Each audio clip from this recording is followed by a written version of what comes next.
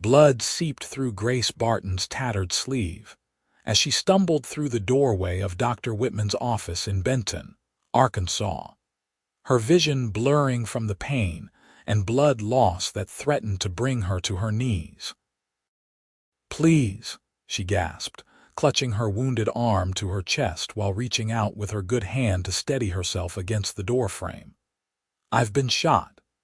The year was 1876, and Benton had grown from a small trading post to a bustling town along the stage-coach route. Grace had arrived just 3 weeks prior, her life savings sewn into the hem of her dress and dreams of opening a dressmaking shop tucked away in her heart. Dr. Raymond Whitman glanced up from his ledger, his spectacles perched on the end of his nose. His expression hardened as he took in the disheveled woman before him.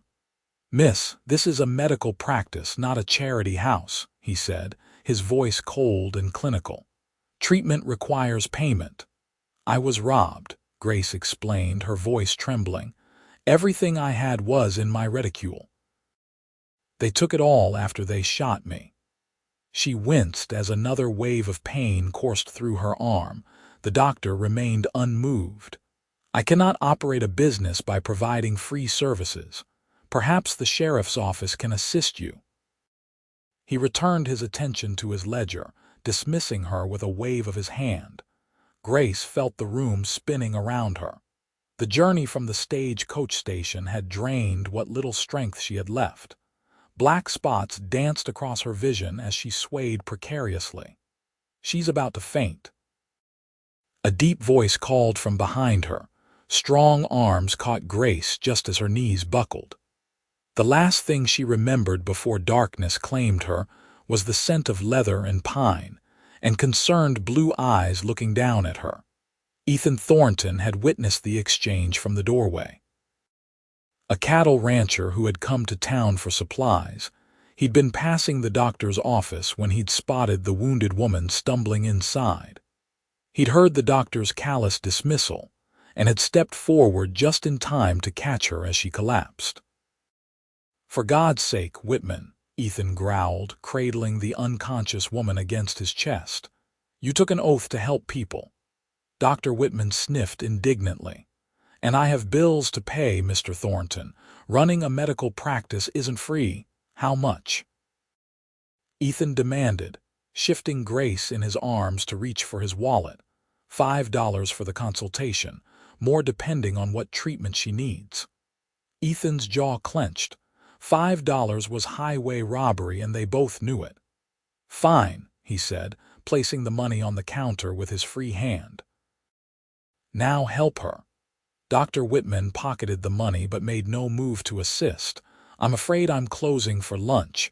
You can bring her back in an hour." Ethan stared at the doctor in disbelief. "She's bleeding out." "Then I suggest you don't delay in returning later," Whitman replied coldly, reaching for his coat. "Or take her to the next town. Their doctor might be more charitable." Fury boiled in Ethan's veins. "You're no doctor. You're a vulture." He turned and carried Grace out the door, his mind racing. The next town was 30 miles away. She'd never make it in her condition. Grace stirred in his arms as he stepped onto the boardwalk. "What happened?" she murmured, her eyes fluttering open. "That so-called doctor refused to treat you," Ethan explained, his voice gentle despite his anger. "I'm Ethan Thornton. I've got a room at the Benton Hotel. I can help you there if you'll allow it." Grace studied his face, searching for any sign of deceit or ill intent. All she found was genuine concern in his weathered features. "Grace Barton," she replied weakly. "I don't have any way to repay you, Mr. Thornton." "I'm not asking for payment, Miss Barton, just trying to help." She nodded, too weak to argue. "Thank you." Ethan carried her across the dusty main street, drawing curious stares from passers-by. He nodded politely to those he knew but didn't stop to chat. The woman in his arms needed attention, and quickly. The Benton Hotel was a 2-story building with a wide veranda and recently painted shutters. Mrs. Peterson, the owner, gasped when Ethan entered with Grace. "Land sakes, Ethan. What's happened?" "She's been shot and robbed, Mrs. Peterson. Dr. Whitman refused to treat her.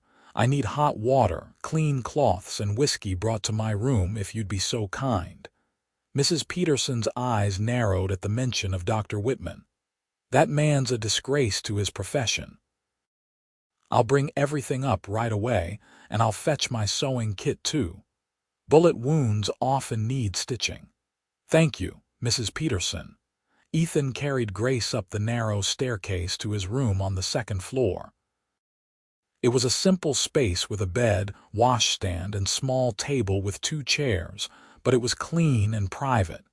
He gently laid Grace on the bed. "I'm going to need to look at that wound," he said, his voice apologetic. "I've tended to my share of injuries on the ranch, though I'm no doctor." Grace nodded, her face pale. "It's my upper arm, the bullet. I think it went through." Ethan moved the oil lamp closer to get better light. "May I?" he asked, gesturing to her torn sleeve. "Yes," she whispered, averting her eyes as he carefully tore the fabric to expose the wound. The bullet had indeed passed through the fleshy part of her upper arm, leaving an angry hole on both sides. The bleeding had slowed but not stopped. It looked clean enough, no cloth or debris visible in the wound. "You're lucky," Ethan said. "Looks like it missed the bone." A knock at the door announced Mrs. Peterson's arrival. She entered carrying a tray loaded with supplies, a basin of steaming water, clean cloths, a bottle of whiskey, needle and thread, and a jar of honey. "Honey?" Ethan questioned. "Best thing to prevent festering," Mrs. Peterson explained. "My late husband was a doctor before we moved west, learned a thing or two from him." She set the tray on the table. "Need any help?" Ethan looked to Grace, who shook her head slightly. "I think we'll manage, but thank you." After Mrs. Peterson left, Ethan rolled up his sleeves and washed his hands thoroughly in the basin. "This is going to hurt," he warned Grace. "Might want to take a swig of that whiskey first." Grace accepted the bottle with her good hand and took a small sip, coughing as the liquor burned her throat. "Not much of a drinker," she admitted with a weak smile. "That's probably for the best," Ethan replied, pouring some whiskey over a cloth. "Ready," she nodded, bracing herself. When the alcohol-soaked cloth touched her wound, Grace couldn't suppress a cry of pain. She bit down on her lip until she tasted blood, determined not to scream again. "I'm sorry," Ethan murmured, working as quickly and gently as possible. "Almost done cleaning it." Grace watched him through tear-blurred eyes. His hands were large and calloused from ranch work, yet they moved with surprising gentleness. His brow was furrowed in concentration, a lock of sandy hair falling over his forehead. Once the wound was clean, Ethan spread honey around both entry and exit holes. "Mrs. Peterson was right about this," he explained. "Seen it work wonders on the ranch." Next came the hardest part. Ethan threaded the needle with steady hands. "This will need stitches to close properly. I'll try to be quick." Grace turned her head away and closed her eyes. "Just do what you must." Ethan worked methodically, closing first the entry wound and then the exit wound with neat, small stitches. Grace remained silent throughout, though he could feel her trembling beneath his fingers. "There," he said at last, cutting the thread with his pocketknife. "All done with the stitching." He wrapped clean bandages around her arm, securing them firmly but not too tight. "How does that feel?" Grace opened her eyes and looked down at his handiwork. "Better," she admitted. "Thank you, Mr. Thornton. I don't know what I would have done if you hadn't come along." "Call me Ethan, please." He helped her sit up against the pillows. "And you're welcome, Miss Barton." "Grace," she corrected him with a small smile. Ethan cleaned up the bloody cloths and put away the supplies. "You should rest. I'll sleep in the chair tonight." "I can't take your bed," Grace protested. "You've already done so much." "I've slept in far worse places," Ethan assured her, Besides, you need proper rest to heal. Too exhausted to argue further, Grace relented. As Ethan moved to sit in the chair by the window, she asked, "Why did you help me?"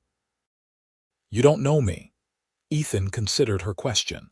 "Where I come from, you don't turn your back on someone in need. My father taught me that a man's character is measured by how he treats those who can offer him nothing in return." "Your father sounds like a wise man." "He was," Ethan agreed, his expression softening with memory. "Passed 3 years ago, but his lessons stuck." Grace's eyelids grew heavy as fatigue overtook her. "Thank you again," she murmured before drifting off to sleep. Ethan watched her for a moment, struck by how young and vulnerable she looked in slumber. Despite her disheveled appearance and the circumstances of their meeting, there was a quiet dignity about her that he admired. He wondered what her story was, what had brought her to Benton, and who had shot her. Those questions would have to wait until morning. For now, she needed rest, and he had a letter to write to the medical board in Little Rock about a certain Dr. Whitman. Grace awoke to sunlight streaming through the window and the smell of coffee. For a moment, she was disoriented, not recognizing her surroundings. Then the events of the previous day came flooding back, along with the throbbing pain in her arm. Ethan sat at the small table, drinking coffee and reading a newspaper. He looked up when he heard her stir. "Good morning," he said, folding the paper. "How's the arm?" Grace pushed herself up to a sitting position, wincing slightly. "Sore, but better. You do good work, Mr. Ethan." He poured a cup of coffee and brought it to her. "Careful, it's hot. Are you hungry?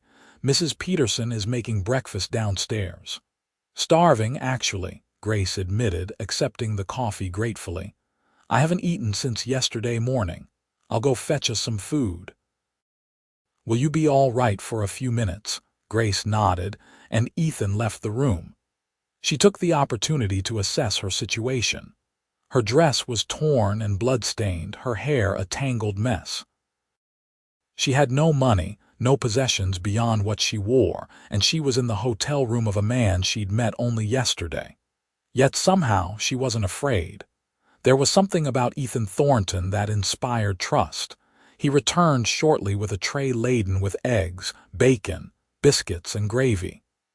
"Mrs. Peterson sends her regards and this," he said, placing a simple cotton dress on the foot of the bed. "She thought you might need something clean to wear. Said it belonged to her daughter before she got married and moved to Kansas City." Grace was touched by the kindness. "That's very generous of her. I'll find a way to repay her once I get established." "Established?" Ethan set the tray on the table and pulled it close to the bed. Grace carefully swung her legs over the side of the bed and moved to sit at the table. "I came to Benton to open a dressmaking shop," she explained, suddenly self-conscious about how foolish her dreams must sound in her current circumstances. "I had saved enough to rent a small space and buy supplies, but it was all in my reticule when I was robbed." Ethan sat across from her. "What happened exactly, if you don't mind my asking?" Grace sighed, spreading butter on a biscuit. "I arrived on the afternoon stage yesterday. As I was walking to find lodgings, a man stepped out from between two buildings. He demanded my money, and when I hesitated, he shot me." She shook her head. "It happened so fast, I never even saw his face clearly. He wore a bandana over the lower half of his face." "Did you report it to the sheriff?" "I was going to, after seeing the doctor." She frowned. "I suppose I still should, though I doubt my reticule will ever be recovered." "We'll go together after breakfast," Ethan decided. "Sheriff Mills is a good man. He'll want to know about this, even if the chances of finding the culprit are slim." They ate in companionable silence for a few minutes. Grace couldn't help noticing how Ethan's presence filled the small room. He wasn't an overly large man, but he carried himself with a quiet confidence that commanded attention. "What about you?" she asked eventually. "What brings you to Benton?" I own a cattle ranch about 15 miles north of here, Ethan explained. The Double T. I come into town every couple of weeks for supplies and to hear the news. The Double T, you run it alone? Ethan smiled. No, I have 5 ranch hands who help with the cattle. Good men, all of them. And my younger brother James, though he's away at school back east most of the year. Grace was impressed. Running a successful ranch required hard work and business acumen. You must keep busy. It's a good life, Ethan acknowledged, though it can get lonely at times. Something in his tone made Grace look up from her plate.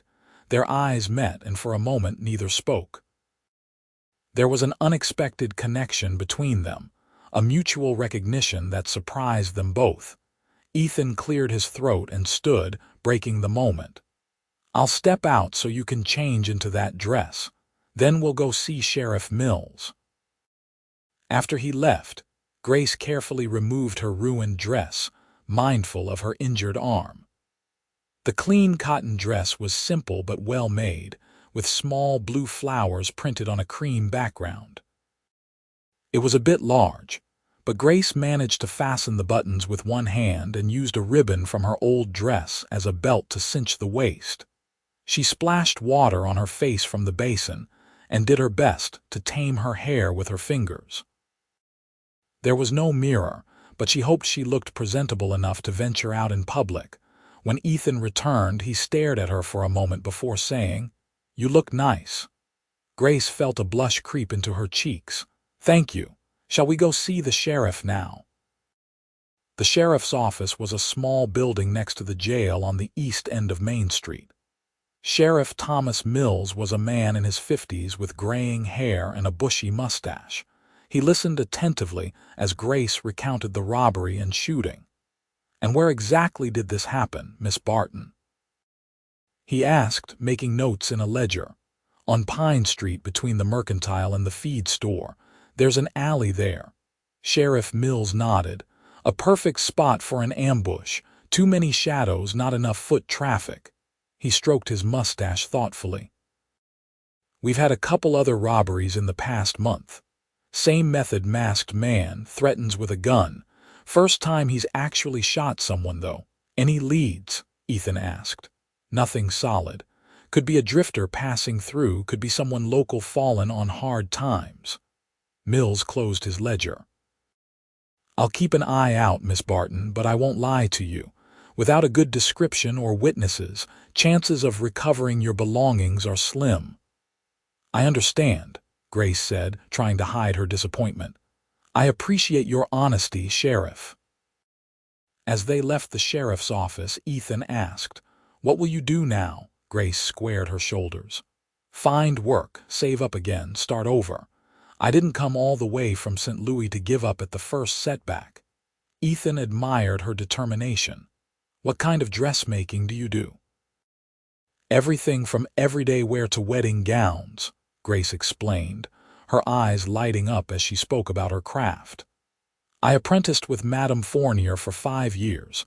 She's the finest dressmaker in St. Louis." "Why leave, then? Sounds like you had a good position." Grace's expression clouded slightly. Madame was retiring, selling her shop to her nephew from Paris. He made it clear he had no use for American-trained seamstresses. She lifted her chin. "Besides, I wanted my own establishment, not to work for someone else forever." Ethan nodded, understanding her ambition. He'd felt the same way when he'd taken over the ranch after his father died. "Mrs. Peterson might know of work in town. Or there's the hotel in Meadow Valley, about 10 miles west. They cater to wealthy travelers heading to Hot Springs."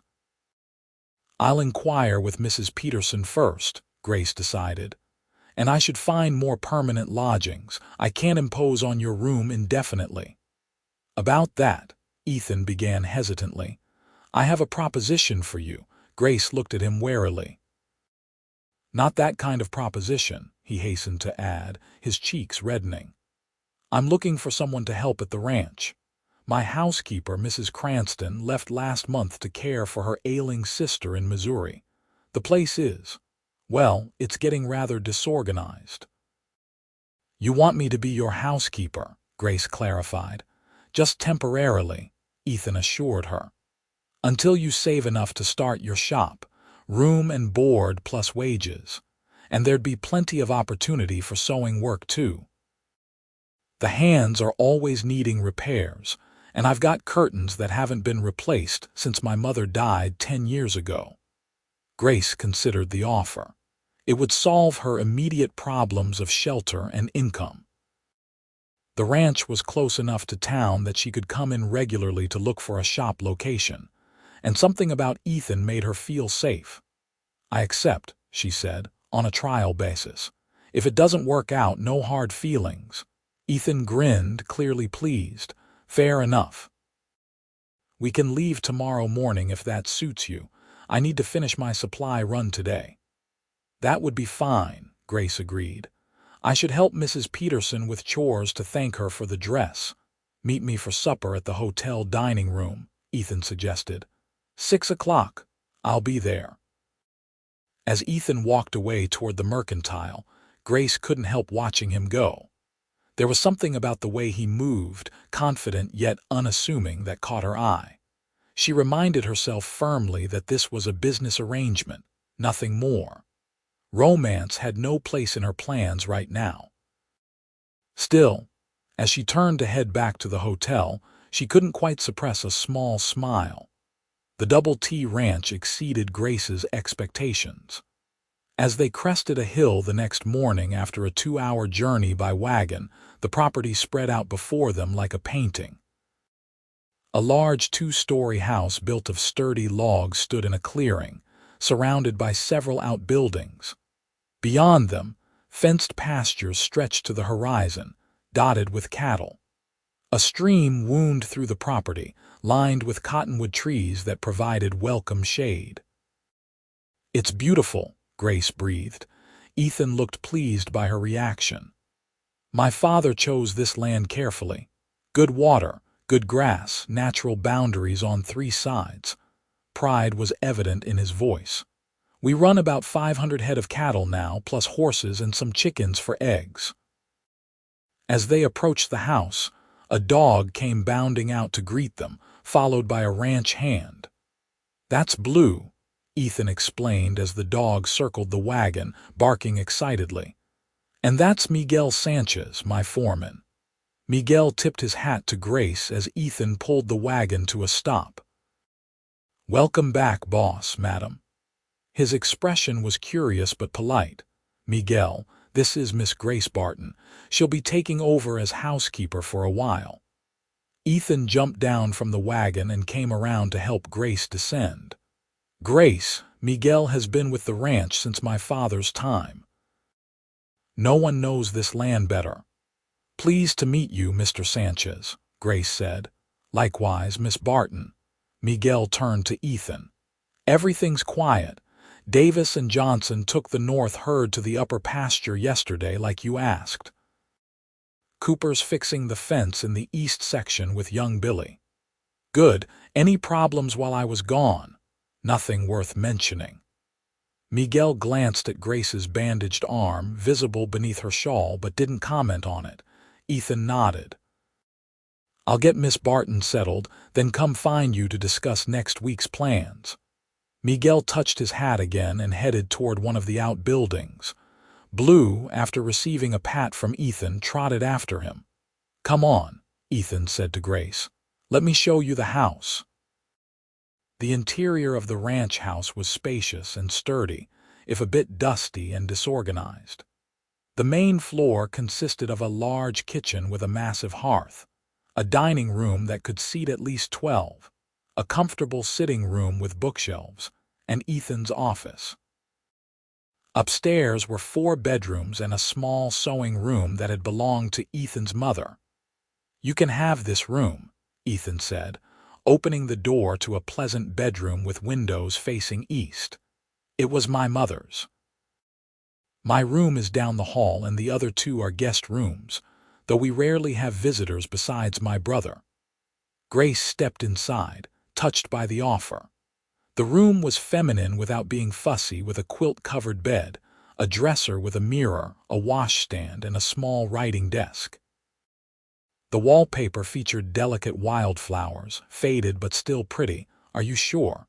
This seems too fine for a housekeeper." Ethan's expression was earnest. "The room's been empty for years. My mother would be pleased to know it was being used." "Then I'm honored," Grace said softly. "Thank you." Ethan showed her the rest of the house, including the sewing room, which was filled with fabrics, threads, buttons, and an excellent sewing machine. "She made all our clothes," Ethan explained. "And quilts for half the county, it seemed. Everything's still here, just as she left it. You're welcome to use whatever you need." Grace ran her fingers over the sewing machine, a Singer that was newer and better than the one she'd used in St. Louis.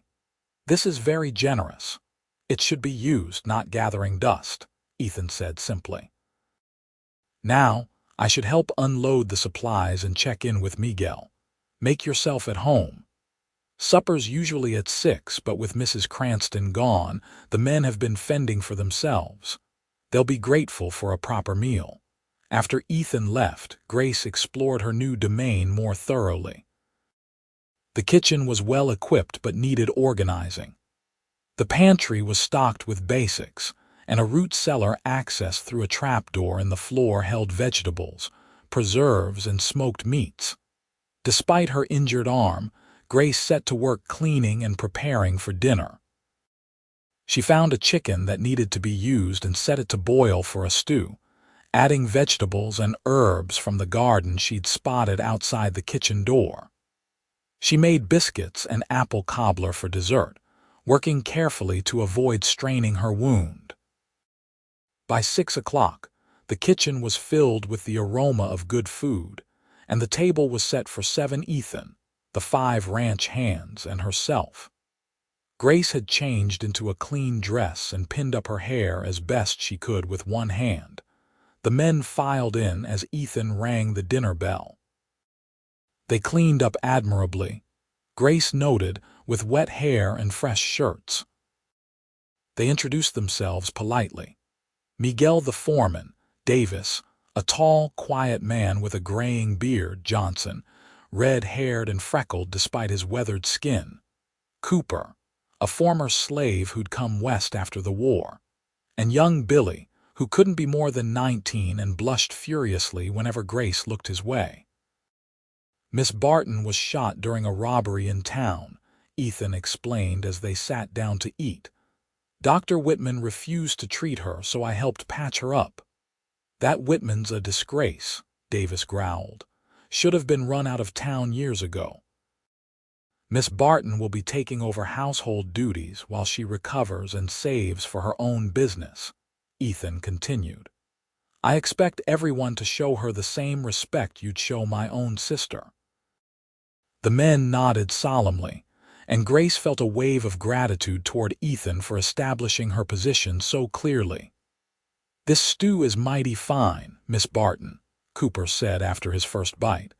"Been a while since we had a proper meal." The others murmured agreement, and Grace smiled, pleased that her cooking was appreciated. The conversation flowed easily through dinner, the men discussing ranch business and sharing stories that had Grace laughing despite herself. After dinner, the hands thanked her and dispersed to their quarters in one of the outbuildings, leaving Grace and Ethan alone. She began clearing the table, but Ethan stopped her. "You've done enough for your first day," he said. "Let me help with the dishes." Working side by side at the sink, they fell into an easy rhythm. Ethan washed while Grace dried, mindful of her injured arm. "The men seem nice," Grace commented. "They're good workers and good men," Ethan agreed. "Most have been here for years. They're like family." "You've created something special here," Grace observed.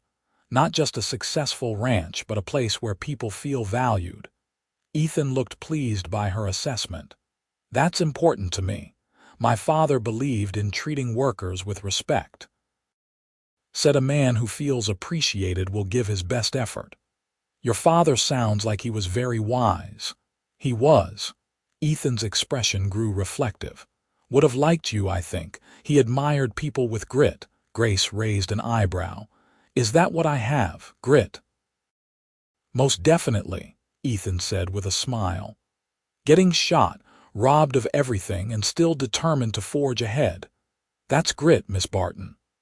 I suppose it is, Grace agreed, smiling back. That night, lying in her new bed, Grace reflected on the strange turn her life had taken. Just 3 days ago, she had stepped off the stagecoach in Benton full of plans and dreams. Now she was recovering from a gunshot wound in a stranger's home, working as a housekeeper on a cattle ranch. Yet somehow, it didn't feel wrong. There was something about Ethan Thornton and his ranch that felt right. Like maybe this detour was exactly where she was meant to be, at least for now. With that comforting thought, she drifted off to sleep. The next few weeks fell into a pleasant routine. Grace took over the household duties, gradually imposing order on the bachelor chaos that had reigned in Mrs. Cranston's absence. Her arm healed well, the stitches coming out after 2 weeks with no sign of infection. Once her arm was stronger, she began taking on sewing projects. She mended the men's clothes, replaced buttons, and patched worn elbows. She made new curtains for the sitting room from fabric she found in the sewing room, bringing fresh color into the house. Ethan seemed to find more reasons to be around the house rather than out with the cattle. He started taking his morning coffee in the kitchen while Grace prepared breakfast, and he was rarely late for meals. They fell into the habit of sitting on the porch in the evenings, talking as the sun set over the pastures. Grace learned that Ethan had been born on the ranch 30 years earlier. His mother had died when he was 20, his father 3 years ago. His younger brother James was studying law at a university in Boston, returning only for summer breaks and Christmas. Does James want to be a rancher too? Grace asked one evening as they watched fireflies dancing above the grass. No, Ethan said, a hint of sadness in his voice. He's always been more suited to books than cattle. Father recognized that early and encouraged his education. The plan is for him to set up a law practice in Little Rock or perhaps St. Louis. And you, did you always know you'd run the ranch? Ethan nodded. From the time I could walk, I followed my father around the property. I loved everything about it, the cattle, the land, even the hard work. I can't imagine doing anything else. It shows, Grace said softly, your dedication to this place. Ethan turned to look at her, his expression serious. What about you? Will you stay in Benton when you've saved enough for your shop? The question caught Grace off guard. She'd been so content at the ranch that she'd almost forgotten her original plan. I suppose so. That was my intention. And now, Grace hesitated, not quite ready to examine the feelings that had been growing within her. I'm not sure. I'm keeping my options open. Ethan seemed to accept this answer, though something flickered in his eyes that Grace couldn't quite interpret. As May turned to June, the weather grew warmer and ranch activities increased. There were calves to brand, fences to mend, and preparations to make for the summer cattle drive to the railhead in Fort Smith. Grace's sewing skills became known beyond the ranch. Mrs. Peterson from the hotel sent word that a guest needed alterations on a dress, and was delighted with Grace's work. This led to more commissions from town ladies, providing Grace with a small but growing income of her own. Ethan encouraged her entrepreneurial efforts, even sending Miguel into town with her finished pieces when no one from the ranch was headed that way. He seemed genuinely pleased by her success, never treating her as merely a housekeeper, but as a valued member of the household. One Sunday afternoon, when the ranch hands had the day off, Ethan suggested a picnic by the stream. You've been working hard, he said.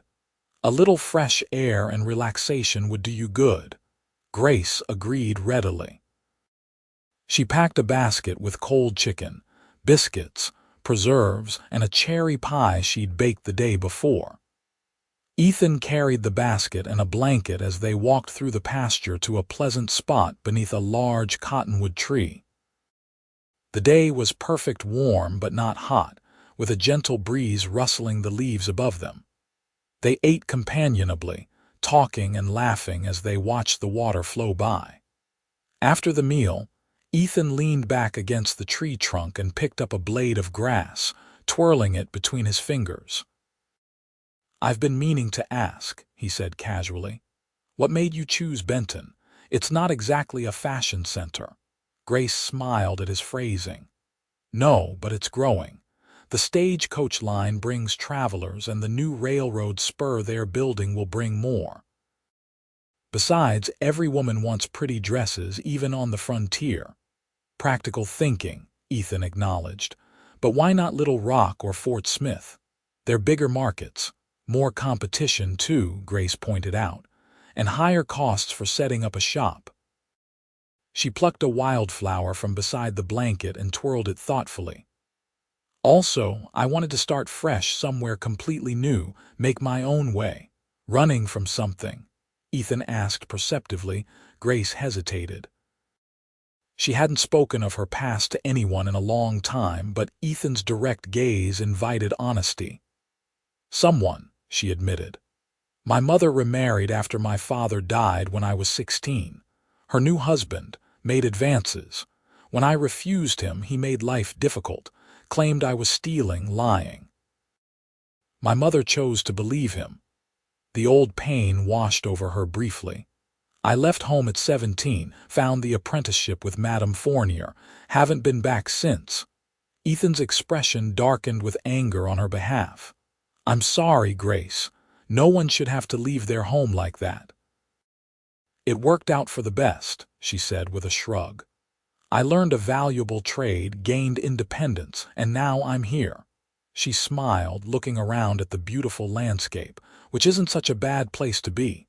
"No," Ethan agreed softly, his eyes on her face rather than the scenery. "It isn't." A comfortable silence fell between them, broken only by the gurgling of the stream and the occasional call of a meadowlark. Grace felt a strange tension building. Not unpleasant, but unfamiliar, an awareness of Ethan not as her employer or even as her friend, but as a man. He must have felt it too, because he cleared his throat and sat up straighter. "Would you like to see the rest of the property? There's a nice view from the ridge to the west." "I'd like that," Grace agreed, grateful for the distraction from her confusing thoughts. They packed up the picnic remains and walked deeper into the ranch land. Ethan pointed out features of the property, explaining his plans for expansion and improvements. Grace listened, asking questions and offering suggestions that Ethan seemed to genuinely consider. By the time they returned to the house, the sun was setting, painting the sky in brilliant oranges and pinks. They paused on the porch to admire the spectacle. "Thank you for today," Grace said. "It was lovely to see more of the ranch." "Thank you for coming," Ethan replied. He hesitated, then added, "Grace, whatever he had been about to say was interrupted by the sound of hoofbeats. They turned to see a rider approaching at a gallop, raising dust in the fading light. "That's Cooper," Ethan said, frowning. "Something's wrong." Cooper reined his horse to a stop before the porch, his expression urgent.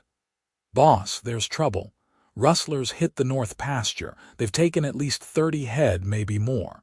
Ethan's posture changed instantly, all relaxation vanishing as he shifted into the role of ranch owner. "When?" "Must have been this afternoon. Davis rode up to check on them and found the fence cut and cattle missing. He and Miguel are following the trail, but they sent me back for reinforcements." Ethan nodded decisively. "Saddle my horse and get Johnson and Billy. We'll ride out in 10 minutes." As Cooper galloped toward the bunkhouse, Ethan turned to Grace. "I'm sorry, but I have to go. Cattle rustling is serious business." "Of course," Grace agreed, concern evident in her voice. "Be careful, Ethan." "I will." He hesitated, then surprised her by taking her hand and squeezing it gently. "We'll finish our conversation when I get back." Grace watched as Ethan and the men rode out, a knot of worry forming in her stomach. She'd heard stories about confrontations between ranchers and rustlers turning violent. The idea of Ethan facing such danger made her realize just how much he had come to mean to her. It was a revelation that both thrilled and terrified her. The night passed slowly for Grace. She tried to distract herself with sewing, working on a dress commission for the banker's wife in town, but her thoughts kept returning to Ethan and the dangers he might be facing. She made a pot of coffee and kept it hot, knowing the men would need it whenever they returned. It was nearly dawn when she heard horses in the yard. Grace hurried to the door, relief washing over her at the sight of Ethan dismounting. He looked tired and dusty, but unharmed. "You're back safe," she said as he climbed the porch steps. "We recovered the cattle," Ethan reported, removing his hat and running a hand through his hair. "The rustlers abandoned them when they realized we were gaining on them. Must have figured 30 head wasn't worth a gunfight. Thank goodness." Grace gestured toward the house. "There's hot coffee in the kitchen." Ethan followed her inside, the weariness evident in his walk. The other men headed to the bunkhouse, too tired for anything but sleep. Grace poured coffee for Ethan and set a plate of leftover biscuits before him. He thanked her with a tired smile and drank deeply from the mug. "You should have been asleep hours ago," he observed. "I couldn't have slept anyway," Grace admitted. "I was worried." Ethan's expression softened. "I'm touched by your concern, but cattle rustling is just part of ranching. Not the first time, won't be the last." "That doesn't make it any less dangerous," Grace pointed out. "Did you see who they were?" Ethan shook his head. "They had too much of a head start. Sheriff Mills is coming out later today to take a report, but chances of catching them are slim." He sighed and reached for a biscuit. "At least we got the cattle back. Could have been worse." Grace sat across from him, watching as he ate. There was something intimate about being in the kitchen together in the gray light of dawn, everyone else asleep, the house quiet around them. "What was it you wanted to tell me?" she asked, before Cooper arrived with the news. Ethan's eyes met hers over the rim of his coffee mug. He set it down slowly, considering his words. "I wanted to say that having you here these past weeks has been good, better than good." His voice was low, earnest. "The house feels like a home again. I haven't realized how much I missed that until you came." Grace's heart quickened. "I've been happy here too," she admitted. "Happier than I expected to be." "I know you have plans for your shop," Ethan continued, "and I respect that. Your talent deserves to be shared, but I hoped, that is, I wondered if you might consider staying, not as a housekeeper." Grace's breath caught. "What then?" Ethan reached across the table and took her hand, his calloused fingers warm against her skin. "As my wife, if you'd be willing. I know it's sudden, and I'm not a man to rush into things, but I've never been more certain of anything in my life."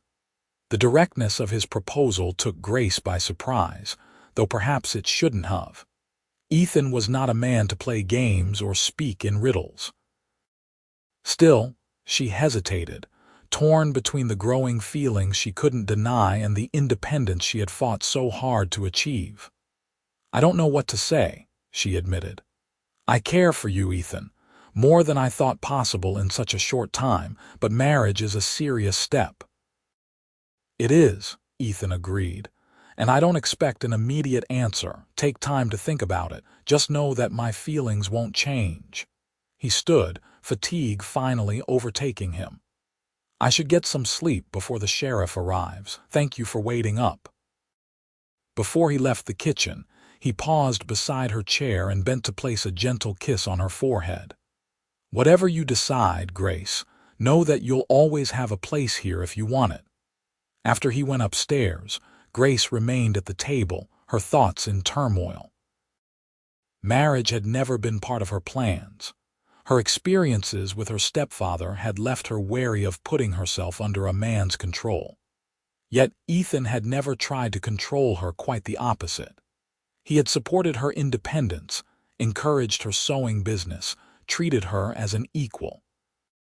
And there was no denying the feelings that had grown between them.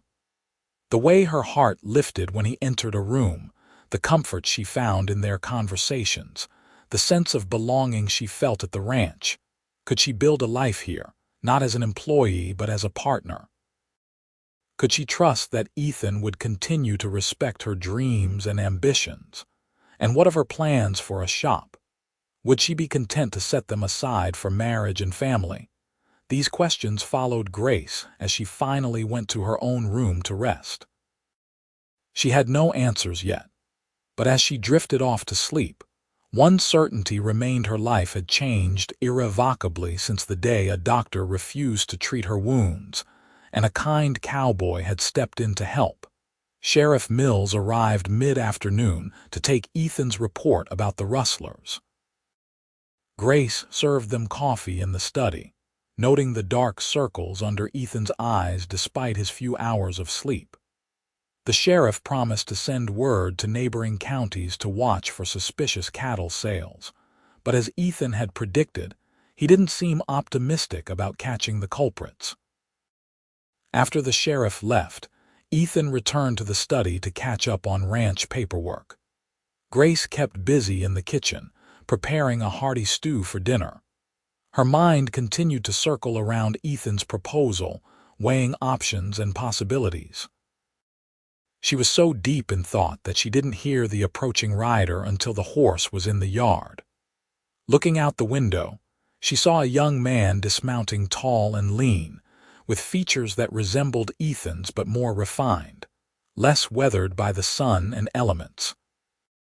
The front door opened and she heard a voice call out, "Ethan, anyone home?" Ethan's reply came from the study, followed by the sound of a chair scraping back. "James, what are you doing here?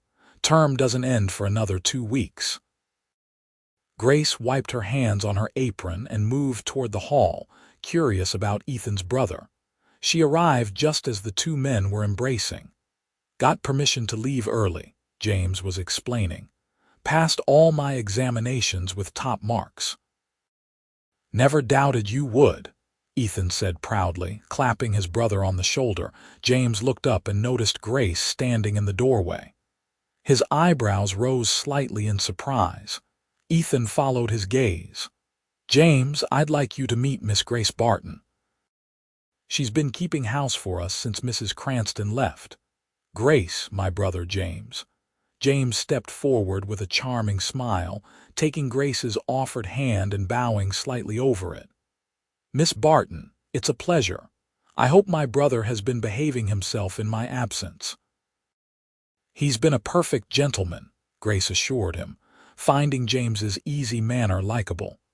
Though he had Ethan's blue eyes and strong jaw, there was a polish to him that his older brother lacked, the result, no doubt, of his years in Boston society. "I'm preparing dinner," Grace added. "Will you join us, Mr. Thornton?" "James, please," he corrected. "And I wouldn't miss it. The food at school is adequate but uninspired. I've been dreaming of home cooking for months." "Go get cleaned up," Ethan told his brother. "Dinner will be ready in an hour. Your room's just as you left it." As James headed upstairs with his bags, Ethan turned to Grace. "Sorry for the surprise. He usually writes before coming home." "No need to apologize," Grace assured him. "It's your home and he's your brother." "Our home," Ethan said quietly, his eyes searching hers. The simple statement sent a warmth spreading through Grace's chest. She gave him a small smile before returning to the kitchen, aware that James's unexpected arrival had complicated her decision about Ethan's proposal. She would need to be careful about how they behaved around his brother until she had made up her mind. Dinner was a lively affair, with James regaling them with stories from university. The ranch hands joined them, eager to hear news from the East. James had a gift for storytelling, painting vivid pictures of Boston society, his professors, and his fellow students. "Enough about me," James said eventually, accepting a second helping of apple cobbler from Grace. "What's been happening here?" "Besides acquiring a housekeeper who cooks like an angel." He winked at Grace, who laughed at the compliment. Ethan filled him in on ranch business, including the recent rustling incident. "Sheriff doesn't have much hope of catching them, but at least we recovered the cattle." James frowned. "That's the third incident this year, isn't it? Seems like more than random opportunists." "Fourth," Miguel corrected. "Remember the horses taken in January? Same method, cut fence, no witnesses." "It's concerning," Ethan acknowledged, "but what can we do except stay vigilant? We can't guard every mile of fence line every hour." "Perhaps not," James mused, "but patterns might emerge if we map the incidents, noted times and methods. Might help predict where they'll strike next." Grace was impressed by James's analytical approach. Clearly, his legal education was serving him well. After dinner, the hands returned to the bunkhouse and James excused himself to unpack. Grace began clearing the table, but Ethan stopped her. "Leave that for now," he said. "Would you join me on the porch? It's a beautiful evening." Grace hesitated, glancing toward the stairs where James had disappeared. "Just for a few minutes," Ethan added, understanding her concern about appearances. They sat in the porch chairs, watching as fireflies began to appear in the gathering dusk. The air was warm, carrying the scent of wild roses that grew along the fence. "James seems nice," Grace commented. "You must be proud of him." "I am," Ethan agreed. "He's always been the smart one, takes after our mother that way, quick-witted, good with words." "Father used to say James could talk a rattlesnake out of its venom." Grace smiled at the description. "You're different, but I see similarities too. The same sense of fairness, the same direct way of speaking." "Both Thornton traits," Ethan acknowledged. "Father believed in straight talk and fair dealing." He hesitated, then added, "I haven't told James about my proposal to you. I thought it best to wait until you've made your decision." "Thank you," Grace said softly. "I appreciate that." Ethan turned in his chair to face her more directly. "I meant what I said this morning, Grace. Take all the time you need. I just want you to know that my feelings are genuine." Grace's heart swelled with emotion. "I know they are, and so are mine. I just need to be sure of everything." Ethan nodded, understanding in his eyes. They sat in comfortable silence for a few more minutes before Grace stood to return to her interrupted kitchen duties. At the door, she paused and looked back at Ethan's silhouette against the darkening sky. "Good night, Ethan." "Good night, Grace," he replied, his voice warm in the darkness. James's arrival brought new energy to the ranch. Unlike Ethan, who was steady and practical, James was full of ideas and enthusiasm. He had charming manners and a quick wit that made everyone smile. Grace found herself enjoying his company during the day when Ethan was busy with ranch work. "So, Miss Barton," James said one morning as he helped her shell peas on the porch, "how did you come to work for my stoic brother? He's not exactly known for hiring young, attractive housekeepers." Grace laughed at his teasing tone. "It's quite a story, actually." She told him about being shot and robbed, Dr. Whitman's refusal to treat her, and Ethan's intervention. James listened with growing indignation. "That's outrageous. Whitman should be stripped of his medical license." "Ethan wrote to the medical board in Little Rock," Grace told him. "But these things take time, I suppose." "Not if they're properly motivated," James said thoughtfully. "I have a professor with connections to the medical establishment. Perhaps I could write to him." "That's kind but not necessary," Grace assured him. "I've healed well, thanks to your brother's care." James studied her with perceptive eyes. "You think highly of Ethan. It wasn't a question, but Grace answered anyway. I do, he's a good man. The best, James agreed, though terrible at expressing his feelings, always has been.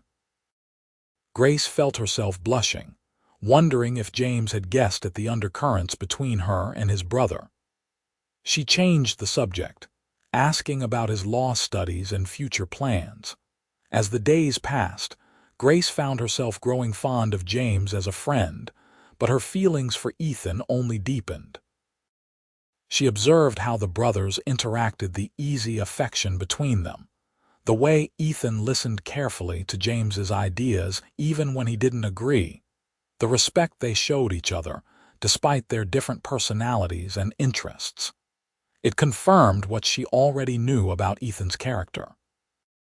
He was a man who valued family, who respected differences, who could disagree without dismissing or belittling others. These were qualities Grace valued highly, especially after her experiences with her controlling stepfather. One evening, about a week after James's arrival, Grace was in the sewing room working on a dress commission when James appeared in the doorway. Ethan mentioned you're quite the seamstress, he said, leaning against the doorframe. Said you're saving to open your own shop. Grace nodded, her hands continuing to guide fabric through the machine. That's the plan. Eventually. You know, James said casually, I could help with that. I've been studying contract law among other things. Could assist with leasing agreements, business licenses, that sort of thing. Grace looked up, surprised by the offer. That's very generous, James shrugged. Just putting my education to practical use. Besides, Ethan speaks highly of your talent, says half the women in Benton are clamoring for your work already. He exaggerates, Grace demurred, though she was pleased that Ethan had spoken well of her skills. He's not one for exaggeration, James countered. If anything, my brother understates things. He wandered further into the room, examining the fabric stacked neatly on shelves.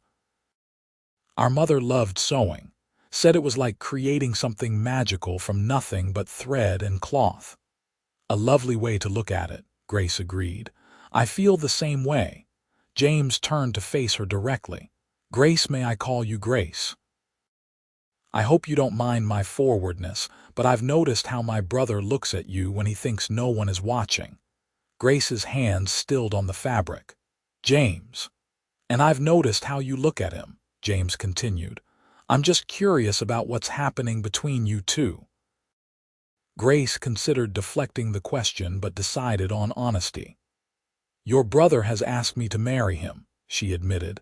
I haven't given him an answer yet. James's eyebrows rose, but he didn't seem shocked. I suspected as much, though I'm surprised he found the courage to ask so directly. He's usually more cautious. It's complicated, Grace explained. I came to Benton with specific plans that didn't include marriage. I've worked hard for my independence. And you fear losing that if you marry, Grace nodded. It's a valid concern for any woman. The law gives husbands considerable power over their wives' property and business affairs. James considered this thoughtfully. That's true in general, but there are ways to protect your interests. Legal arrangements can be made before marriage to secure your right to conduct business independently. I didn't know that was possible, Grace admitted. It's not common, but it's doable, James assured her. If that's your main concern, I'd be happy to draft something appropriate. He smiled wryly. Consider it my wedding gift if you decide to accept my brother. You wouldn't object to having me as a sister-in-law. James looked genuinely surprised by the question. Object, Grace. I've never seen my brother so content as he's been this past week. The ranch hasn't felt this much like a home since our mother died. If you make each other happy, what possible objection could I have? Grace felt a weight lifting from her shoulders. Thank you, James. That means a great deal to me. So will you accept him? James asked, curious. Grace smiled. I think that's a conversation I should have with Ethan first, don't you? James laughed. Fair enough, but don't keep him in suspense too long. He may be patient with cattle and ranch hands, but I suspect he's less so when it comes to matters of the heart. After James left, Grace sat thoughtfully at the sewing machine. Her conversation with him had clarified many things. If legal arrangements could protect her right to operate her own business after marriage, one of her main concerns would be addressed. And James's obvious approval removed another worry that Ethan's family might not accept her. What remained was the most fundamental question. Did she love Ethan enough to commit her life to him and the ranch? The answer, she realized with a sense of calm certainty, was yes. Somewhere between the day he had bandaged her wounds and tonight, she had fallen deeply in love with him. With that knowledge came a sense of peace. Tomorrow, she decided, she would give Ethan her answer. Morning brought unexpected news. Miguel rode in from town with a telegram for Ethan. Grace was preparing breakfast when Ethan entered the kitchen, his expression troubled. "What is it?" she asked, setting down the coffee pot. "Telegram from the cattle buyer in Fort Smith," Ethan explained.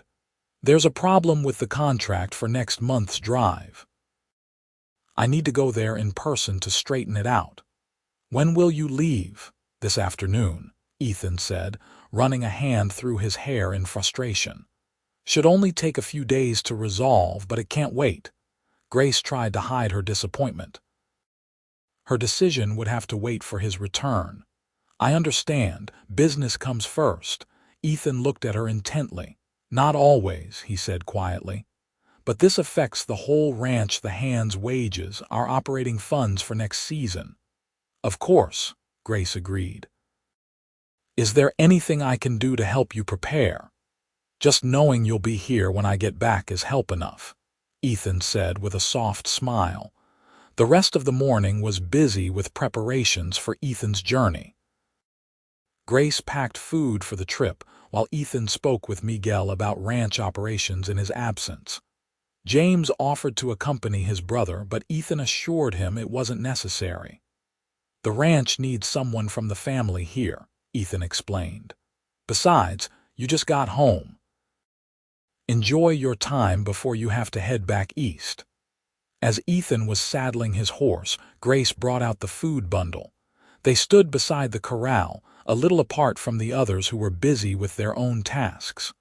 "I'll miss you," Grace admitted softly. Ethan's eyes warmed. "I'll miss you too." "More than I should for just a few days away." Grace hesitated, then reached into her pocket and pulled out a small handkerchief she had embroidered with his initials. "I made this for you. It's not much, but—" "It's perfect," Ethan said, tucking it carefully into his vest pocket. "A reminder of what's waiting for me at home." The word home hung between them, full of meaning. Grace took a deep breath. "Ethan, when you return, I'll have an answer for you." His expression was a mixture of hope and caution. "I look forward to it, whatever it may be."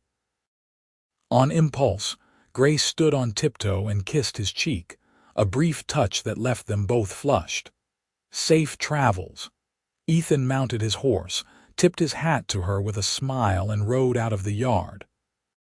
Grace watched until he disappeared from sight, her heart already counting the days until his return. The first day of Ethan's absence passed uneventfully. Grace kept busy with household chores and sewing projects, while James spent time with the ranch hands, learning about recent improvements to the property. They ate dinner together, joined by Miguel, who reported that all was quiet on the ranch. The second day brought unexpected visitors. Grace was hanging laundry when she heard riders approaching. Looking up, she saw Sheriff Mills and two deputies entering the yard. James emerged from the barn, where he'd been helping Cooper repair a wagon wheel. "Sheriff," James called, walking toward the lawman, "what brings you out this way?" "Ethan's not here, he's gone to Fort Smith on business." Sheriff Mills dismounted, his expression serious. "Actually, Mr. Thornton, it's you we've come to see, and Miss Barton as well if she's around." Grace stepped forward, wiping her hands on her apron. "I'm here, Sheriff. Is something wrong?" "You could say that," Mills replied grimly. "We've apprehended a man attempting to sell stolen cattle in Meadow Valley. He was caught with marked double T steers." "That's good news, isn't it?" James asked, puzzled by the sheriff's somber tone. "It would be, except for what he's saying. Claims he was hired by Ethan Thornton to rustle cattle from neighboring ranches, then sell them and split the profits." "That's absurd," Grace exclaimed. "Ethan would never do such a thing." "Of course not," James agreed indignantly. "My brother is the most honest man I know." Sheriff Mills held up a hand. "I'm inclined to believe you both, but the man's story has some troubling details that check out. Says Thornton's been orchestrating rustling operations for months, using the recent theft from his own herd as cover." "It's a lie," Grace insisted, her voice shaking with anger. "The man's name is Luke Hardin," Mills continued. "Says he's worked for Ethan off and on for years." James frowned. "I've never heard that name before." "Neither have I," Grace added. "Well, he seems to know a lot about the ranch," Mills said. "Described the house, the outbuildings, even mentioned a scar on one of Ethan's horses, the bay gelding with the white blaze." James and Grace exchanged troubled glances. Thunder, Ethan's favorite mount, did indeed have a distinctive scar on his flank from an encounter with a barbed wire fence years ago. It wasn't common knowledge. "What exactly do you want from us, Sheriff?" James asked, his lawyer's mind now engaged. "Need to search the property," Mills replied. "Hardin claims there's evidence in the house account books showing payments to him and others for the stolen cattle." "That's ridiculous," Grace protested. "There are no such books because there were no such arrangements." "Then you won't mind if we look," one of the deputies interjected, his tone challenging. James drew himself up to his full height. "As the legal representative of this property in my brother's absence, I require a warrant before allowing any search." Sheriff Mills sighed. "I figured you might say that." He reached into his coat and withdrew a folded paper. "Judge Hollister signed it this morning." James accepted the document and read it carefully. "This appears to be in order," he acknowledged reluctantly. "But I want to state for the record that these allegations are completely false." "Noted," Mills said. "Now, if you'll both accompany us to the house." The search was thorough and humiliating. The deputies went through every drawer, cupboard, and shelf in Ethan's study. They examined his account books, correspondence, and personal papers. Grace watched in growing anger as they treated Ethan's possessions with casual disregard. "There's nothing here," James pointed out after an hour, "because there's nothing to find." Sheriff Mills looked frustrated. Hardin was very specific about a hidden compartment in the desk. "This desk belonged to our grandfather," James said. "It has no hidden compartments." One of the deputies was running his hands along the underside of the desk. Suddenly, there was a click, and a small drawer slid out from what had appeared to be a solid panel. "What in the world?" James muttered, genuinely surprised. The deputy reached into the compartment and pulled out a small leather-bound ledger. Sheriff Mills took it and flipped through the pages, his expression growing grimmer. "This appears to be exactly what Hardin described," he said. "Names, dates, amounts all corresponding to reported cattle thefts in the county over the past 6 months." "That's impossible," Grace protested. "Someone must have planted it." "When?" the skeptical deputy asked. "We've been watching the ranch since Hardin was arrested yesterday." "I don't know, but Ethan didn't write that," Grace insisted. Sheriff Mills closed the ledger. "I'm afraid this is pretty damning evidence, Miss Barton. Especially combined with Hardin's testimony and the fact that Thornton left town suddenly." "He went to Fort Smith on legitimate business," James argued. "We received a telegram. which could easily have been arranged as a cover for his escape, the deputy interrupted. James's legal training took over. Sheriff, my brother is entitled to defend himself against these allegations. You can't possibly consider this conclusive evidence. I don't, Mills admitted, but it's enough to bring him in for questioning when he returns. In the meantime, I'll be taking this ledger as evidence. He tucked the book into his coat. I suggest you send word to your brother to return immediately. The longer he's gone, the worse this looks. After the lawman departed, James and Grace sat at the kitchen table, both stunned by the turn of events. This is madness, Grace said. Ethan would never steal from his neighbors. Of course not, James agreed, but someone has gone to a lot of trouble to make it appear that he did. He rubbed his temples, thinking. The question is who and why could it be this hardened person, making up stories to save himself? Possibly, but how would he know about that hidden compartment? I've lived in this house my entire life and never knew it existed. James frowned. And how would he know about Thunder's scar? Grace considered this. He must have worked here at some point or known someone who did. I'll ask Miguel, James decided. He's been here longest, might remember a Luke Harden. Miguel did remember, and his information was troubling. Harden worked here about 5 years ago for one season, the foreman reported. Your father fired him for drinking on the job and mistreating the horses. He left swearing revenge, but we never saw him again. Until now, James said grimly, with a story calculated to ruin Ethan. But the ledger, Grace pointed out, how did that get in the desk? That's what we need to figure out, James said. Someone must have had access to the house and known about that compartment. They spent the evening reviewing everyone who had been in the house in recent months. The ranch hands, Mrs. Cranston before she left, occasional visitors from town. None seemed likely candidates for such an elaborate frame-up. What about Dr. Whitman? Grace suggested suddenly. He has reason to dislike Ethan after that letter to the medical board. Possible, James acknowledged. But how would he know about the desk? They were still discussing possibilities when a ranch hand named Johnson burst into the kitchen. Riders coming, he reported tersely. Armed men moving fast. James grabbed his father's old rifle from above the fireplace. Get the men, he ordered Johnson, and make sure Miss Barton is safe. I'm not hiding while you face danger, Grace declared. Reaching for the shotgun, Ethan kept in the pantry for protection against predators. They moved onto the porch just as 6 riders pulled up in the yard, guns drawn.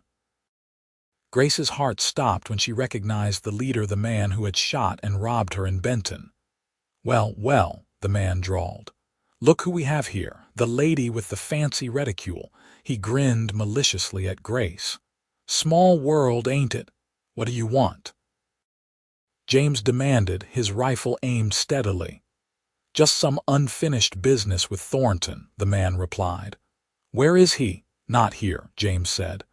And who are you to come looking for him? The man chuckled. Name's Daggett, Ethan Thornton, and I have what you might call a professional rivalry. He's been cutting into my business and I aim to discuss it with him. Grace's mind raced. This man was clearly the mastermind behind the cattle rustling, and now he was trying to frame Ethan for his crimes. He's gone to Fort Smith, she said, playing for time. Won't be back for days. That's unfortunate, Daggett said, not sounding disappointed at all. Guess we'll have to leave him a message. He nodded to his men. Burn the barn. James fired a warning shot over their heads. Touch anything on this property and the next bullet won't miss. Daggett merely smiled and gestured to someone behind them. I think you'll want to reconsider that. Grace and James turned to see Miguel being shoved forward at gunpoint, blood trickling from a gash on his forehead. Sorry, boss, Miguel said to James. They caught me by the bunkhouse. Now, Daggett continued, Unless you want your foreman's brains decorating your porch, lower those weapons. James hesitated, then slowly placed his rifle on the porch floor. Grace followed suit with the shotgun. Wise decision, Daggett approved. Tie them up, he ordered his men. Then search the house. Find those account books Thornton keeps. I want to know exactly how much he's made from our little arrangement. As two men bound their hands, Grace realized Daggett was continuing his frame-up. He wanted Ethan's legitimate ranch accounts to use as evidence of ill-gotten gains. There's nothing to find, James told him. The sheriff already took the ledger from the desk. Daggett's face darkened. What sheriff? When? This afternoon, James answered. They arrested your man Hardin. He talked. Daggett swore violently. That changes things. He conferred quietly with his men, then turned back to his prisoners. New plan. You're coming with us, all three of you. Thornton will come running when he hears we've got his brother, his foreman, and his woman. I'm not his woman, Grace objected automatically, though her heart wasn't in the denial. Daggett laughed. Sure, lady. The way you two were making eyes at each other in town that day couldn't be more obvious if you had a sign around your neck. Grace blinked in surprise. You were watching us in Benton. Before you shot me. Been watching Thornton for months, Daggett admitted. Trying to figure out how he always seemed to know when we were hitting a place, almost like he had inside information. He glared at Miguel. Eventually figured out it was your Mexican friend here, feeding him reports from the saloons. Miguel spat on the ground. You're sloppy criminals. Talk too much when you drink. Daggett backhanded him across the face. Won't be so smart when Thornton finds pieces of you scattered across his precious ranch. That's enough, James interrupted. If it's Ethan you want, take me. Let the others go. Noble but stupid, Daggett responded. I need all three of you, insurance, you might say. He gestured to his men. Get their horses. We're moving out before the rest of the hands realize something's wrong. Within minutes, they were forced onto horses, their hands bound to the saddle horns and led away from the ranch. Grace's mind raced, trying to think of a way to leave a trail for Ethan or the other ranch hands to follow, but Daggett was too experienced. He kept them off the main trails, and one of his men rode at the rear, sweeping away their tracks with a leafy branch. As darkness fell, they made camp in a narrow canyon about 10 miles from the ranch. Grace, James, and Miguel were tied to separate trees, while Daggett and his men built a fire and settled in for the night. What's your plan exactly? James asked Daggett. Ethan won't be back for days. By then, the sheriff will have organized a search party. Daggett grinned nastily. Oh, he'll be back sooner than that. My men in Fort Smith will make sure of it. Grace felt a chill. What do you mean? Let's just say Mr. Thornton is going to receive some very distressing news about a fire at his ranch, Daggett explained. He'll come running home, only to find a message directing him to meet us, alone. And then, James demanded. Then he dies, Daggett said matter-of-factly. Along with the three of you. Sheriff finds the bodies, finds evidence Thornton was behind the rustling, case closed. My operation continues without interference. You're insane, Grace gasped. The sheriff will never believe Ethan was a rustler. He already does, Daggett pointed out. That ledger I planted in his desk was mighty convincing. Add in Hardin's testimony and Thornton's apparent flight, and it's an open and shut case. There are flaws in your plan, James said, his legal mind analyzing the situation despite their danger. Too many loose ends. Daggett shrugged. Doesn't have to be perfect, just good enough to keep me in business. Once you're all dead, who's going to argue? One of Daggett's men approached. Boss, riders coming. Might be that patrol the sheriff sent out, Daggett swore. Put out the fire, we're moving now. In the ensuing chaos, Grace managed to slip her hairpin, a sturdy steel one she always wore, from her hair.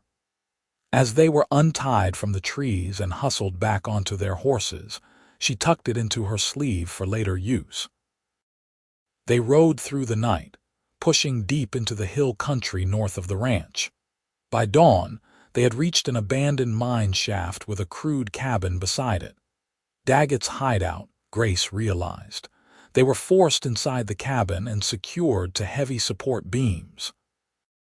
"Make yourselves comfortable," Daggett told them mockingly. "You'll be here a while." After their captors stepped outside to confer, Grace whispered to James and Miguel, "I have a hairpin if I can reach your ropes." "They'll check on us too frequently," Miguel warned. "Wait for night." James nodded agreement. "Besides, we need to know what they're planning for Ethan." Their wait was not long. Daggett soon returned with a cruel smile. "Good news. Thornton's on his way back, should reach the ranch by tomorrow morning." Grace's heart both leapt and plummeted at this news. Ethan was coming but into terrible danger. "What makes you think he'll come alone to meet you?" James challenged. "He's not a fool." "Because of this," Daggett said, producing a locket on a chain. Grace recognized it immediately. It was hers, taken during the robbery. "My man in town will leave this, along with a note. Thornton will understand the stakes." Grace felt sick. Ethan would indeed understand and would do anything to save her, even walk into a trap. As evening approached, their captors grew less attentive, drinking whiskey around a fire outside. When the man assigned to guard them stepped out briefly, Grace seized her opportunity. "Now," she whispered, working the hairpin from her sleeve. James managed to shift closer to her, and she began working on his bonds, her fingers trembling with urgency. The knots were tight, but the sharp end of the hairpin gradually loosened them. Just as James freed his hands, the door swung open.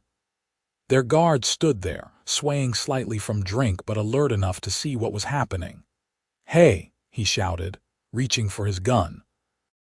James launched himself at the man with surprising speed, tackling him before he could fire. They crashed into a table, sending it toppling. The guard's head struck the edge with a sickening crack, and he went limp. "Get his knife," Miguel urged. James found the knife on the unconscious man's belt and quickly cut Miguel and Grace free. "We need to move fast," James said, grabbing the guard's gun. "They'll have heard the commotion." Sure enough, shouting erupted outside. Daggett's voice rose above the others, ordering men to surround the cabin. "Back window," Miguel suggested, gesturing to a small opening barely large enough for a person to squeeze through. James went first, then helped Grace through. Miguel followed, his wiry frame slipping easily through the narrow space. They found themselves behind the cabin, with dense forest just 20 yards away. "Run for the trees," James whispered. "Stay low, stay together." They had covered half the distance when a shout went up. Gunfire erupted, bullets splintering bark from trees all around them. Grace felt a stinging pain as a bullet grazed her arm, but she kept running, driven by fear and determination. Once in the forest, they didn't stop. Miguel took the lead, his knowledge of the terrain proving invaluable as he guided them through the darkness. They moved as quickly as possible over the rough ground, putting distance between themselves and Daggett's men. "They'll have horses," James panted. "We need to find somewhere to hide until daylight." "There's a lined shack about 2 miles north," Miguel said. "Used during roundup, might have supplies." It took them over an hour to reach the shack, a simple one-room structure with a small corral beside it. Miraculously, there was a single horse in the corral, left behind during the spring roundup. "One horse won't carry all 3 of us far," James observed. "No," Miguel agreed, "but it can carry a message." He searched the shack and found paper, pencil, and string. Quickly, he wrote a note explaining their situation and Daggett's plan. "I'll take the horse," he decided. "I know these hills best.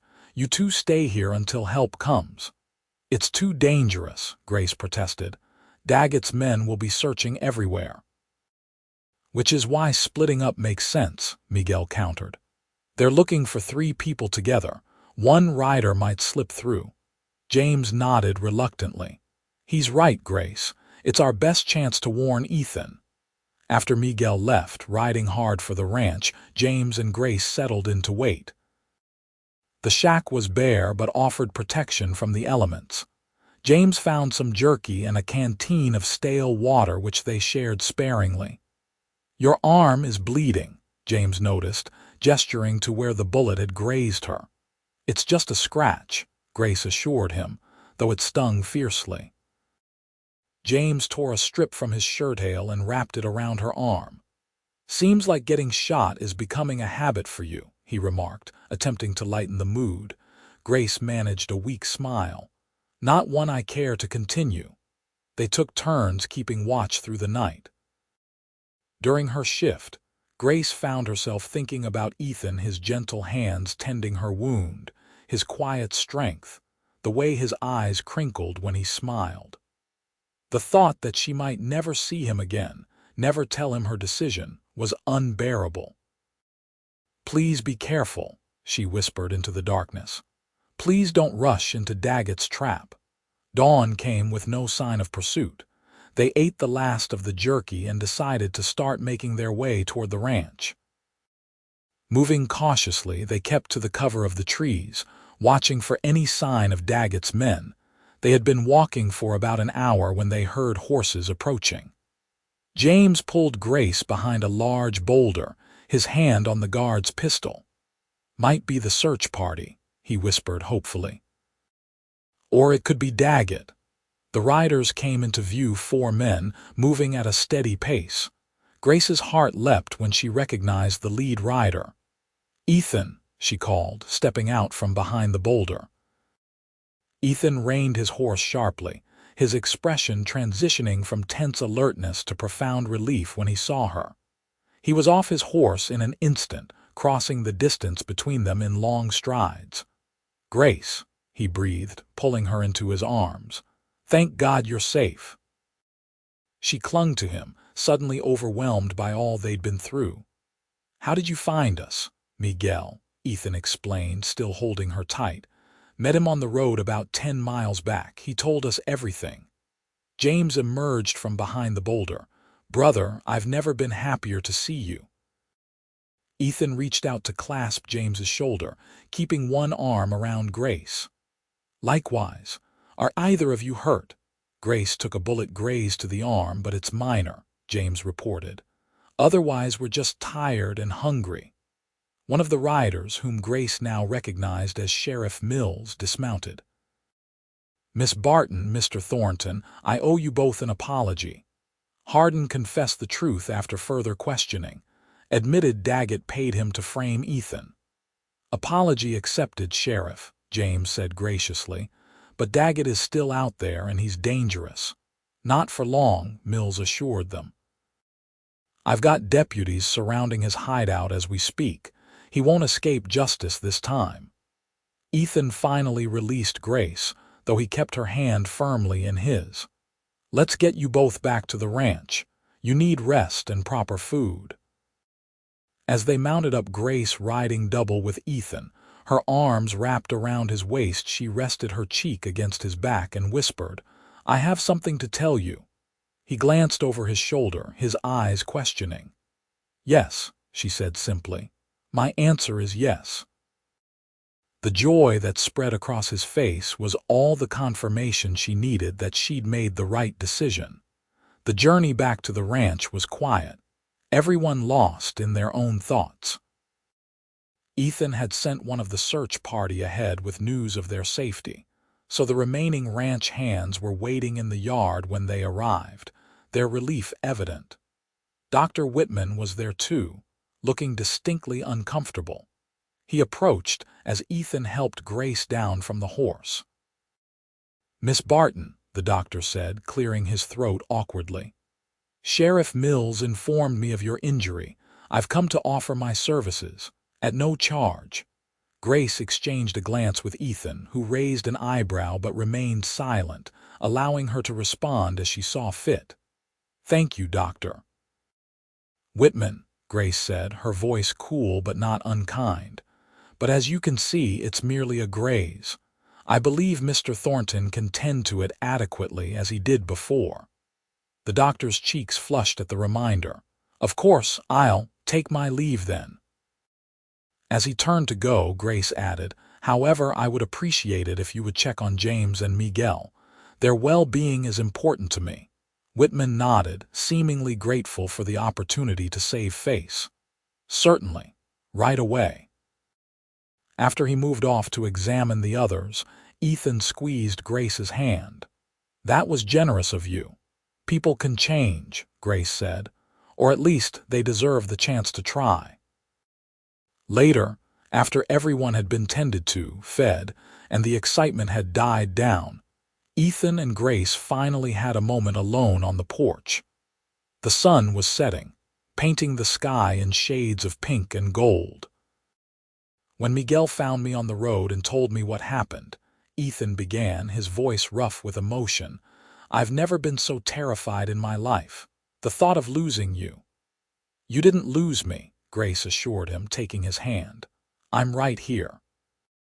"And you said yes," Ethan marveled, still sounding slightly disbelieving. "You'll marry me?" Grace smiled. "I will, though I have one condition." "Name it," Ethan said immediately. "I still want to open my shop," Grace explained. "James says there are legal ways to protect my right to operate a business even after we're married." Ethan looked surprised, then laughed. "Is that all? Grace, I would never want to stop you from following your dreams. Your talent is extraordinary. It should be shared." "You're not disappointed." "Some men expect their wives to focus solely on home and family." "I'm not some men," Ethan pointed out.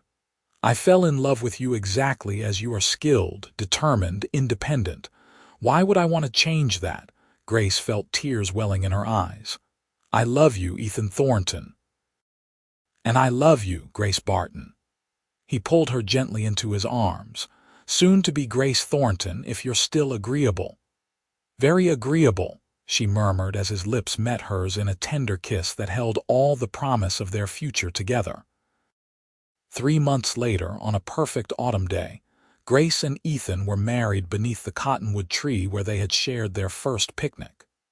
The entire ranch was decorated for the occasion, with wildflowers and ribbons adorning every fence post and doorway. James, home from university for the event, stood as Ethan's best man, beaming with approval. Grace wore a gown of ivory silk that she had designed and sewn herself, with tiny pearls adorning the bodice and sleeves. Mrs. Peterson, who had become a dear friend, had loaned her a lace veil that had been in her family for generations. The celebration afterward lasted well into the night, with dancing and feasting under lantern light in the ranch yard. Sheriff Mills attended, bringing news that Daggett and his gang had been sentenced to lengthy prison terms for their crimes. Dr. Whitman came too, somewhat subdued but making an effort to be cordial, especially after several glasses of punch. As the evening wound down, Ethan led Grace away from the festivities to a quiet spot by the corral. The moon was rising, casting silver light across the peaceful landscape. "Happy, Mrs. Thornton?" Ethan asked, his arms encircling her waist. "Completely," Grace assured him, leaning back against his chest. "Though it still feels strange to hear that name." "You'll get used to it," Ethan promised, dropping a kiss on her shoulder. "We have a lifetime ahead of us." Grace turned in his arms to face him. "I have something to tell you." "Another condition," Ethan teased gently. "No," Grace smiled. "A surprise. I signed the lease on a shop space in town yesterday. Grace Thornton's fine dressmaking will open next month, just in time for the Christmas season." Ethan's face lit up with pride. "That's wonderful news. We should celebrate." "There's more," Grace added, her eyes twinkling. "I've already received commissions from the banker's wife and the mayor's daughter, and Mrs. Peterson wants me to make her niece's wedding gown. You'll be the most sought-after dressmaker in 3 counties, Ethan predicted, hugging her close. I hope so, Grace agreed. And the best part is, I can manage the shop in town while still being home with you. The perfect balance. Speaking of home, Ethan murmured, glancing toward the house where their guests were beginning to disperse. Shall we bid our friends good night? I believe we have some private celebrating to do. Grace blushed but nodded, her heart full of love and anticipation for their first night together as husband and wife, and for all the nights to come in the life they would build together. 1 year later, Grace stood in the doorway of her shop in Benton, watching as Ethan secured their wagon outside. Grace Thornton's fine dressmaking had been open for nearly a year now and had become one of the most successful businesses in town. Women came from as far as Little Rock to commission her work, drawn by her reputation for quality and style. Ethan approached, smiling as he took in the tidy shop with its displays of fabrics and the dress forms showcasing Grace's latest designs. Ready to head home, Mrs. Thornton. Miguel's expecting us for dinner. Almost, Grace said, moving to lock the cash box in the safe Ethan had installed beneath the counter. Just need to finish this last order slip. As she wrote, Ethan wandered around the shop, admiring her work. He stopped before a tiny dress displayed in the corner, a christening gown of the finest white cotton, adorned with delicate embroidery. This is new, he observed, touching the soft fabric gently. Grace set down her pen and came to stand beside him, slipping her arm around his waist. Do you like it? It's beautiful, Ethan said. Your finest work yet, I think. Who commissioned it? Grace smiled up at him, her eyes sparkling with a secret. No one, I made it for us. Ethan's brow furrowed in confusion, then cleared as understanding dawned. His eyes widened. Grace, are you saying? She nodded, taking his hand and placing it on her still flat stomach. Dr. Whitman confirmed it yesterday. We're going to have a baby, Ethan, in about 7 months. Joy bloomed across Ethan's face. He lifted Grace off her feet, spinning her in a circle before setting her down and kissing her thoroughly. A baby, he marveled when they finally parted. Our baby. Are you happy? Grace asked, though his reaction had left little doubt. Happier than I ever thought possible, Ethan assured her, kissing her again. I love you, Grace. More every day. As they walked hand in hand to the wagon, Grace reflected on the strange journey that had brought them together. From a wounded stranger refused treatment by a callous doctor, to a beloved wife carrying the child of the man who had bandaged her wounds himself, life had taken her on an unexpected path. Yet she wouldn't change a moment of it, for every step, even the painful ones, had led her here to love, to family, to a future brighter than she had ever dared to dream. Ethan helped her into the wagon and climbed up beside her, taking the reins. As they headed home to their ranch, with the setting sun painting the hills in gold, Grace leaned her head on his shoulder, perfectly content. Sometimes, she thought, the greatest blessings come disguised as misfortunes. And sometimes, the kindness of a stranger becomes the foundation of a lifetime of love.